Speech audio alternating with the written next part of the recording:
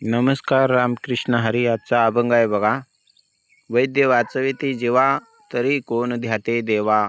काय जाणो कैसे परी, प्रारब्ध ते ठेवे उरी. अंगी दैवत संचरे, मग तेने काय उरे. 900 कन्यापुत्र होती, तरी का करणे लागे पती. जाणे हा विचार, स्वामी तुकयाचा दातार. हा अभंग महत्त्वाचा आहे बघा.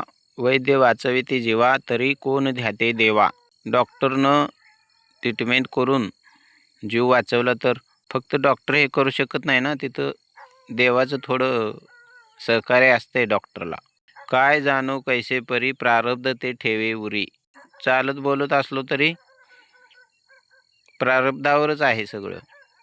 देह तव आहे प्रारब्धाधीन, अंगी दैवत संचरे, मग तेने काय उरे.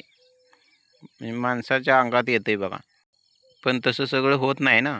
देव अंगात आल्यावर सगळ्या गोष्टी पूर्ण होत नाहीत.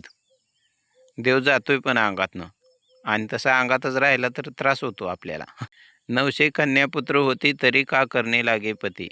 नवस करूनच सगळं होत नाही ना, नवरा पण लागतोय. तसा आहे, नवऱ्यासारखा देव आहे.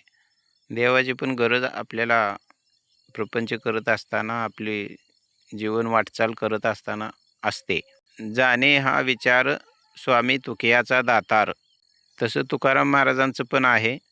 पांडुरंगाच्या भरोश्यावर, म्हणजे पांडुरंगाशिवाय तुकाराम महाराजांचं जगणं नाही. असा हा अभंग आहे. तुमचं काय म्हणणं असलं तर आम्हाला संपर्क करा, कमेंट करा. नमस्कार, धन्यवाद. रामकृष्ण हरी.